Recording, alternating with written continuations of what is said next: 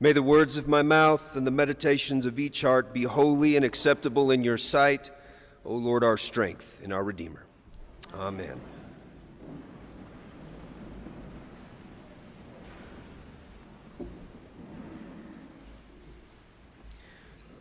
Here we are. We made it. It's Easter Sunday. It's so wonderful to see all of your faces. You know, I've been thinking about something this past week. I've been thinking about endings. How a good ending can really wrap things up in a nice, pretty little box, you know? Whether it be a film or a book, we like nice endings. Ones that make sense, endings that bring about resolution to the story. It feels complete. Any version of, and they all lived happily ever after, right? We love that stuff. Or any version of the bad guy lost and the good guy won, and all is right in the world. Turn the TV off, put the book back on the shelf, move on. And so it got me thinking, you know, I think that's what we all want on Easter Sunday. A nice, crystal clear ending. I mean, why wouldn't we, right? All of us, in one way or another, have made our way through Lent. Some of us gave up chocolate or social media or gave up high fructose corn syrup, or, you know, we took something on, a devotional practice, journaling, exercising, or whatever. And now it's over, and we can all go back to being the chocolate-frenzied, carb-guzzling, tech-addicted gym lackeys, and everything will be totally cool and we'll have no problems whatsoever. Probably not. But also, we've just gone through Holy Week. We entered the Passion narrative. We witnessed the betrayal, the suffering, the crucifixion of Jesus. But today, right? Today is the day we get to celebrate resurrection. And if the resurrection isn't a resolution, if it isn't a nice, clean ending, then what is it? But did you notice something? Did anyone pick up on it? Did you hear the ending of the Gospel of Mark? Did you happen to catch it? Look down at your bulletin if you need to. Go ahead. It's right there, written in black and white. Look down. Read the last three words of the Gospel. They were afraid. They were afraid. That's how it ends. And not just a piece of it. No, that's how the whole gospel ends. The earliest gospel, mind you, the one that all the other gospels looked to and borrowed from, that's how it ends. Now, if you were to go home and open up certain Bibles, you'd see that there were other verses. Sometime in the 2nd century, some guys decided to take on 10 or 11 extra verses to the end of Mark. But the original, earliest recorded gospel ends right there, with no clear resolution.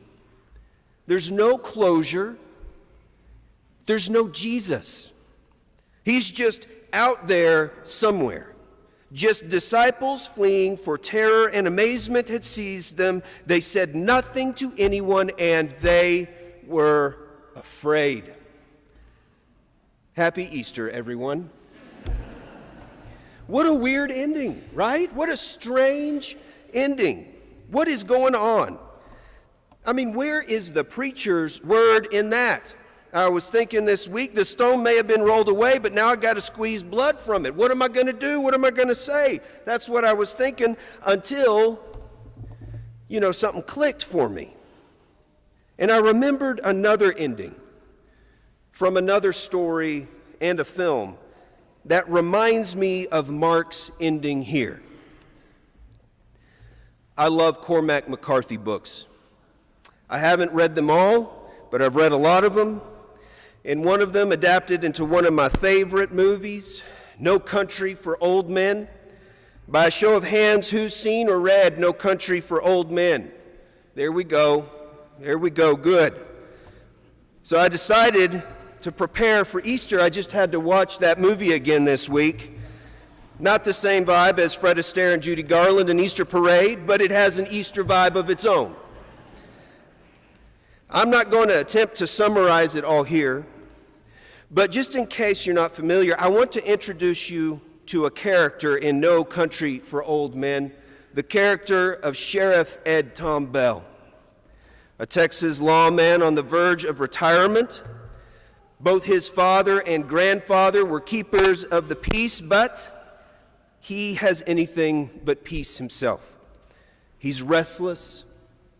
He feels overwhelmed and not up to the task of confronting the increasing forces of darkness in the world. And so by the end of the story, the last scene, we see a recently retired Sheriff Ed Tom Bell sitting across the breakfast table with his wife, and she asks how he slept, and he tells her he dreamed. Anything interesting? She replies. And here, old Ed Tom describes a dream about his father. He describes a dream about his father, which are the very last words of the story. It was like we was both back in older times, and I was on horseback going through the mountains of a night. Going through this pass in the mountains, it was cold and there was snow on the ground, and he rode past me and he kept on going, never said nothing. He just rode on past, and he had this blanket wrapped around him, and he had his head down, and when he rode past, I seen he was carrying fire and a horn the way people used to do, and I could see the horn from the light inside of it about the color of the moon. And in the dream, I knew that he was going on ahead and that he was fixing to make a fire somewhere out there in all that dark and all that cold, and I knew that whenever I got there, he would be there. And then I woke up. No closure in the way we typically desire, no resolution in the way we typically want. That's the end. But not really, right? Because all that ending really does, all it makes you want to do is go back into the story from the beginning to understand it in light of this dream about his father. I mean, there is real sinister darkness prowling on the stage of this man's world, but he dreamed his father rode on ahead carrying a fire waiting for him. And I think you can go back through that story of No Country for Old Men and just see these little small, subtle sparks of fire amidst all the darkness, which tells us something. It tells us the end of the text is not always the end of the story. The end of the text is not always the end of the story. And that's what's going on in the ending of Mark's gospel. That the text ends, but not the story. It doesn't leave us hanging on the edge of a cliff so much as standing at the entrance of a mountain pass. And I think it also does something else. I think it reveals something on the nature of resurrection, which, let's just say, it's not an easy word. Resurrection is not an easy thing to understand. I mean, even halfway through the Gospel of Mark, some of the disciples are coming down the mountain with Jesus, and it says, and they held fast to his every word, but discussed among themselves, what does the resurrection even mean? What does it mean? And by the end of Mark's story, it doesn't seem to get any clearer to them. Full of questions, terror, and amazement, left with no Jesus, and just this invitation to go and follow him. I don't know about you, but Mark's ending resonates with my life. I mean, sure, the other gospel accounts are nice with the post-resurrection Jesus, like walking through walls and talking to his friends and revealing himself, back and forth on the road to Emmaus and cooking breakfast for people on the shoreline. But Mark's ending, that's the one I know more. That's more like my life. The silence of God. The absence of those things that I think might convince me to have more faith. Unanswered questions. a restless combination of fear and amazement, all of that, but with his invitation to still follow.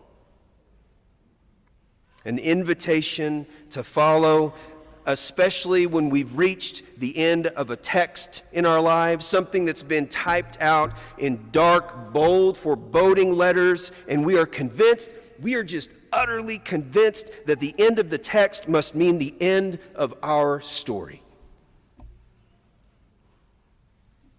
But it's not. It's not.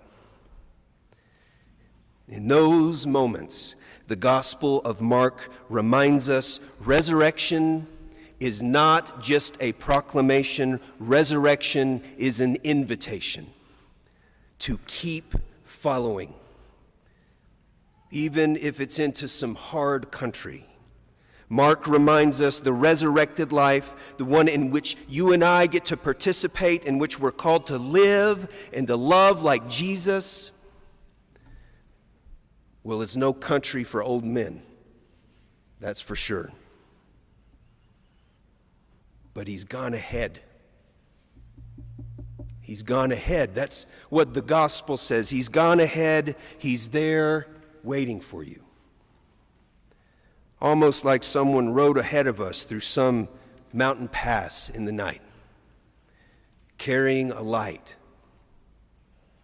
And maybe there's something inside of us that's trying to tell us he's out there, making a fire in all that dark and cold. And whenever we get there, he'll be there too. Amen.